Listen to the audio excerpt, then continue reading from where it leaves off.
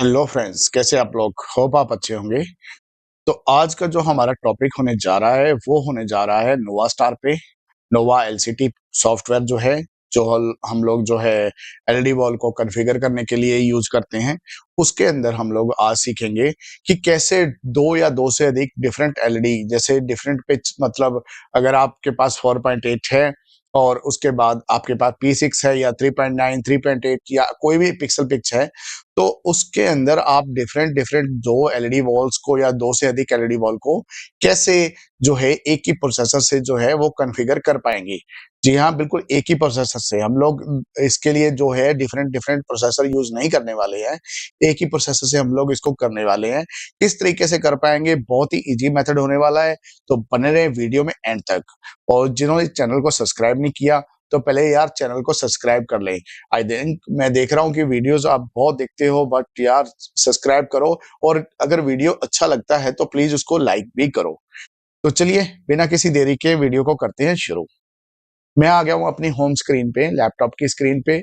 मैंने जो है नोवा एलसीटी जो है सॉफ्टवेयर ओपन किया है। तो यहाँ से जाता हूँ डिस्प्ले कनेक्शंस में। यहाँ पर मेरे पास जो है मैं 2 चीज़ें आपको बताने वाला हूँ आज की जो वीडियो है।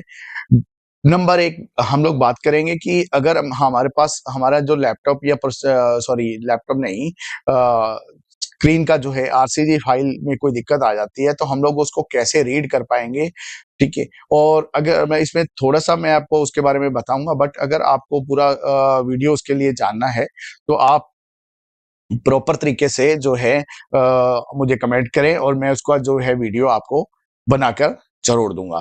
तो सबसे पहले हम लोग यहाँ आएँगे रिसीविंग कार्ड के अंदर।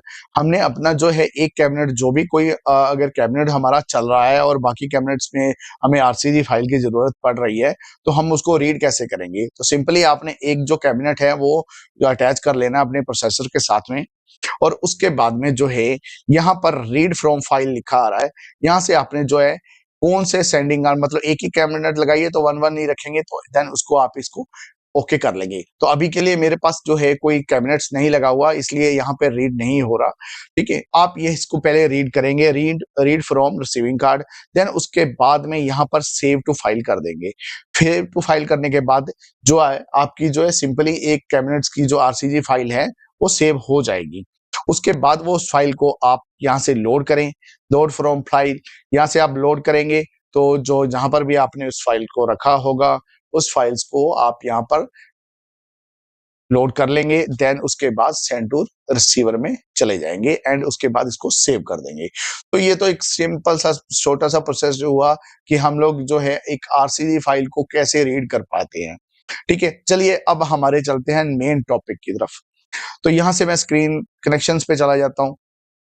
अब यहाँ पर देखिए, मेरे पास अभी के लिए जो प्रोसेसर कनेक्टेड है वो 2 पोर्ट का है और यहाँ 2 पोर्ट में आप 2 प्रकार की स्क्रीन चलाएँगे, या तो P6 चला लें या 3.9 चलाएँ या 4.8 चला लें, तो 2 डिफरेंट डिफरेंट पिच की जो है स्क्रीन्स जो है आप जो चला पाएँगे, ठीक है? तो फिलहाल के लिए मान लीजिए कि मेरे पास 2 एलईडी बॉल है, एक 4.8 है और एक P6 है, ठीक है? दोनों ध्यान रहे दोनों नोवा स्टार में ही होना चाहिए।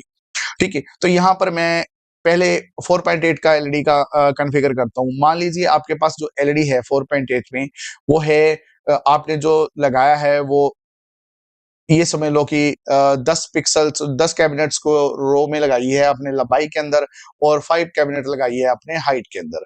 तो 10 कैबिनेट आपने लंबाई के अंदर लगा दी, यहाँ पे 10 फिल करें एंड 4 जो कैबिनेट है वो यहाँ पर जो 5 सॉरी 5 कैबिनेट यहाँ पर फिल करें, जो है आपका हाइट है। और यहाँ पर पोर्ट नंबर हम लोग कौन-सा यूज़ कर रहे हैं? 1 ठीक है? आप इससे कम भी कर सकते हैं। आई थिंक एक सिंगल पोर्ट पे जो है 50 कैबिनेट नहीं चलेगी तो मैं इसको 8 कर लेता हूँ। 8 कैबिनेट जो है हमने यहाँ पे लगा दिया। ओके, तो यहाँ पर है जो हमारी विड्थ एंड हाइट होती है जो 4.8 की 120 एंड यहाँ से होती है 120 120 होती है, ठीक है? तो 120 मैंने अप्लाई कर दिया है। अब मैं क्या करता हूँ सिंपल जो है इसके ऊपर जो है कॉन्फ़िगर करता हूँ इसको इस टाइप से पोर्ट 1 से कर रहा हूँ मैं इसे, ठीक है? ध्यान रहे पोर्ट 1 से कर रहा हूँ लाइक दिस।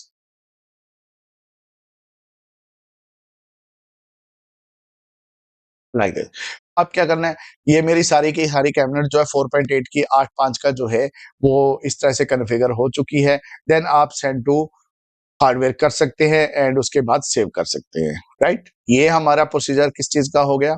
जी, ये हमारा जो हो गया है वो 4.8 का हो गया है। अब उसके बाद में हमें जो है P6 का जो साइड वे विंग्स वगैरह लगे हैं, कुछ भी लगाया है आपने, तो उसके ऊपर भी हमें डाटा सेंड करना है। तो सिंपली मान लीजिए कि आपका जो है P6 जो है, इसको रीसेट करता हूँ। P6 जो है वो है आपका लगा है 4 पैनल विड्थ के अंदर, 4 लगा लीजिए या 8 ही लगाइए उसको भी, 8 और या आप जो चाहे साइज़ उसमें लगा सकते हैं, 8-5 का ही लगा लेते हैं, 8 और 5 का साइज़ का लगा हुआ है, रीसेट इसको ऑल किया। अभी उसका जो पिक्सल होता है 196 होता है, वो सॉरी 96 होता है, ओनली 96 होता है। यहाँ से 190 की जगह 120 की जगह 96 कर लेता हूँ। Apply to internet, apply to entire, ठीक है?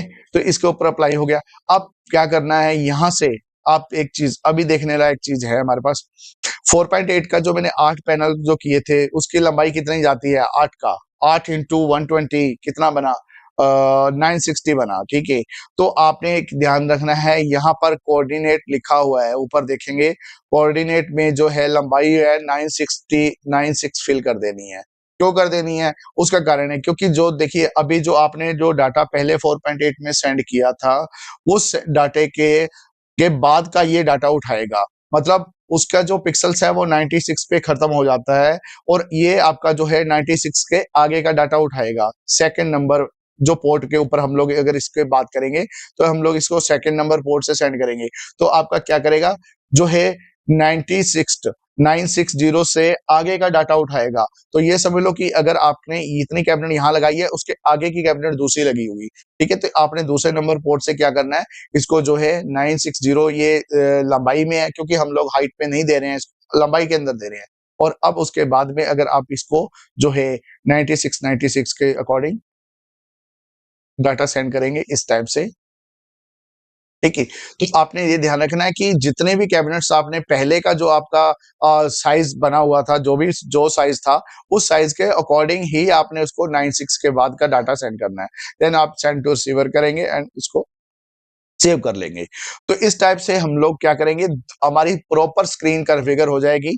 एक साइड में आपका 4.8 रहेगा, दूसरी साइड में 960 के बाद का जो है ये आपका जो P6 स्क्रीन है, ये हो जाएगा।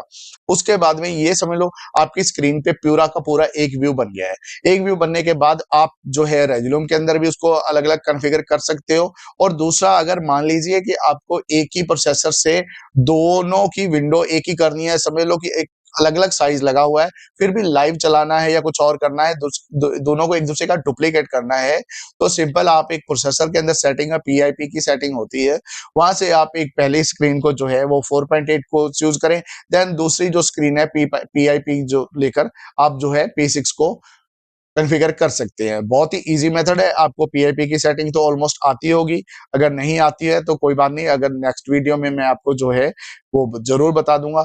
और यहाँ पर सबसे बड़ी बात ये है कि इस चीज़ का पूरा ध्यान रखना है कि आपने जो भी पहले स्क्रीन जो कॉन्फ़िगर की है, उस स्क्रीन में से आपने जो है दूसरी जो स्क्रीन कॉन्फ़िगर करनी है, तो उसकी लंबाई या विड्थ जो है जिसको हम बोलते हैं विड्थ को, ये आपने फिल ज़रूर करनी है।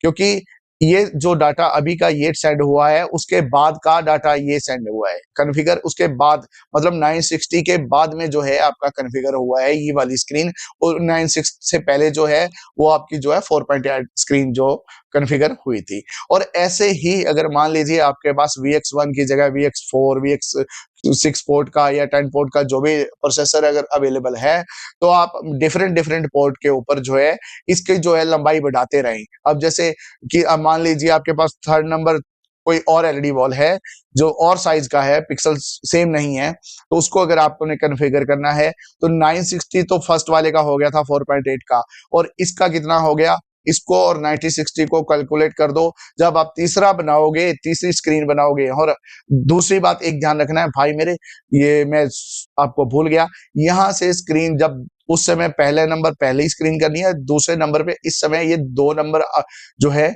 यहाँ पे स्क्रीन नंबर जो है कॉन्फ़िगर 2 नंबर्स फिल कर लेना। ठीक है, 2 नंबर फिल करने के बाद में आपने ये सब कुछ ये डाटा करना है। 960 फिल करना है, और यहाँ पर 2 नंबर को फिल करना है, और जब आप तीसरे नंबर पे अगर स्क्रीन जब फिल करोगे, लगाओगे, तो आपने यहाँ से जो है 3 नंबर को कॉन्फ़िगर करना है, यहाँ पे 3 नंबर सेलेक्ट करना है। तो इस चीज़ का ध्यान रखना है। मेरे से मिस्टेक हो गया थोड़ा-सा, या मैंने 2 नंबर पोर्ट सेलेक्ट नहीं किया था।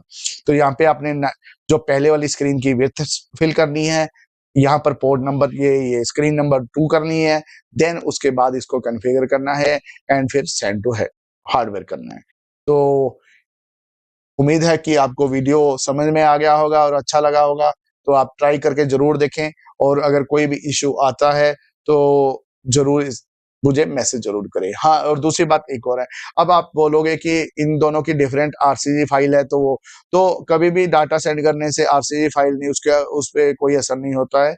बट अगर मान लीजिए आपको आरसीजी फाइल सेंड करनी ही है, आपका आरसीजी फाइल के बगैर नहीं काम चल रहा, तो आपको सेंड करनी है, तो सबसे काम ये कब कर सकते हैं, जब आपने 4.8 का डाटा जब सेंड कर रहे थे, तो उसकी आरसीजी फाइल उसी समय सेंड कर दें।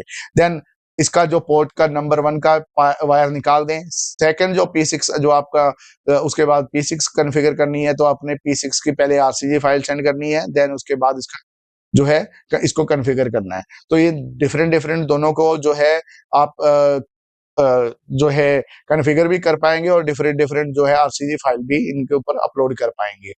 तो मिलते हैं ऐसी कुछ नई वीडियो के साथ में, तब तक के लिए टेक केयर, बाय बाय।